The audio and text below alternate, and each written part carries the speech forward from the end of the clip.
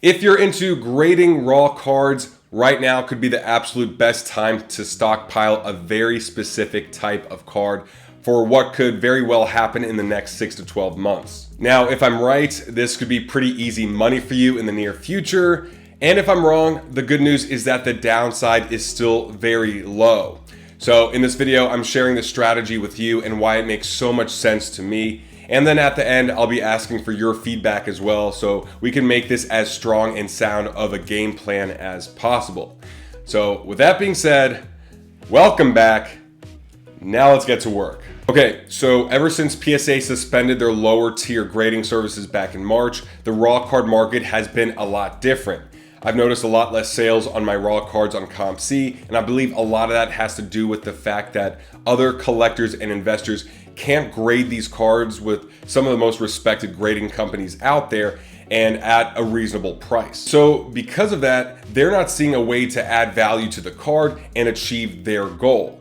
Now, in the real estate world, it would be like saying there are a ton of really rundown houses out there on the market that would be ideal to fix up and flip, but all of the contractors are fully booked out for the next year and the materials won't be available until then either. So focusing on PSA, as I record this, they have 3 options available before getting into the premium options. And you have the walkthrough at $600 a card, the Super Express at $300 a card, and then the Express service, which they just reduced from $200 per card down to $150 per card. Now the issue we have is that the vast majority of the cards we come across that we would like to grade aren't worth nearly $150. And even if it's close to that, we have to make sure we're not relying on getting a PSA 10 for it to be worthwhile, because as you guys know, 10s are definitely not a guarantee. So the big question for a lot of us is, when is a more affordable option going to be available to us, and what will that look like? Is it realistic for PSA to ever offer a $12 per card option?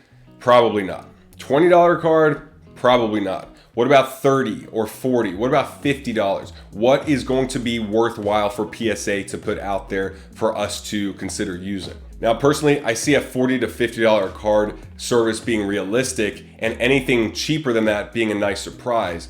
And I say this because we all know that PSA has expanded very rapidly and they've hired a lot of people, but when they're caught up with the backlog and it's mostly just new product being submitted to them, they're probably gonna have to lay off a ton of people and downsize quite rapidly, especially if they don't offer an economy grading service.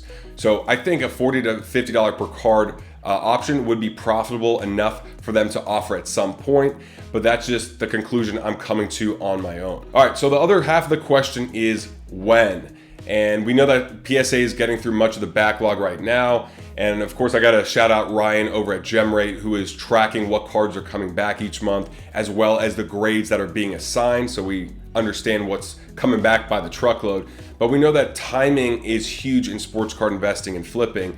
So even if we're sending in cards to get graded, if we're not getting the cards back for another 8 months to a year, that's also very risky with these active players who could be a bona fide starter to just warming the bench, or someone known as being extremely durable to all of a sudden having a career-altering injury all in a single season. Now, based on how many cards are coming back from PSA every single month, which is a ton, I would guess that they would be introducing another affordable tier in the next few months, maybe by January of next year. Again, that's a guess, but I imagine it would be probably something that costs $80 to $100 per card. And then after that, when they're fully caught up or close to it, they could introduce their lowest grading service, whatever that would look like.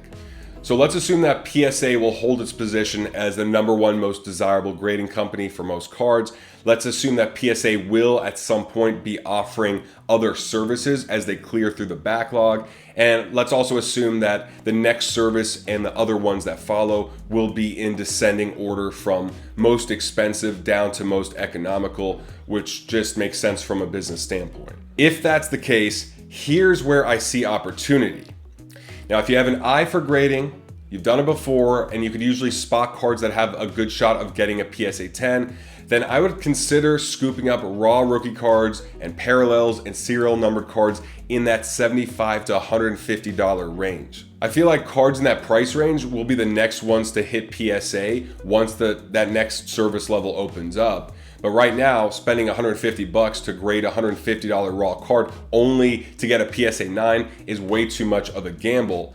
But if the next service level is $75 a card, then it would make a lot more sense, because if you get a PSA 10, you're almost guaranteed to make a good profit. But even if you just get a PSA 9, you could at least recoup your money or maybe still make a profit off of that. Now, what players make the most sense? And that's where I'd lean towards the GOATs, or at least players with some level of legacy. And that's because another grading service may not open for several more months.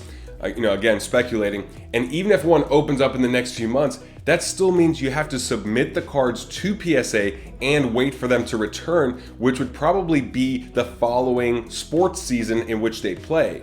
So guys that aren't proven at all would be very high risk, because maybe they're a first round pick in this year or last year's draft and will already be labeled a bust by this time next year. But players like Russell Wilson or Damian Lillard would be much safer, because you know that they could afford to have a disastrous year but would still get the benefit of the doubt the following season and still be that number one guy. And then of course, players like Tom Brady, LeBron James, MJ, etc. would be the safest. But if you're doing this, just make sure to inspect the card in person. I would not try and do this online. That's just too risky for me. And also make sure you're not overpaying. So check prior sales and see what similar players are selling for in that variation if you have to. That'll definitely take some work, but if you're up for it, I think that you could really have a nice payday by hopefully this time next year. Personally, I don't enjoy grading, so I don't plan on doing this myself, but it was something that I discussed with Coleman, and I just wanted to share this idea with you, because it's always about looking ahead and piecing together where we believe the next opportunity will be and how we can prepare for it right now.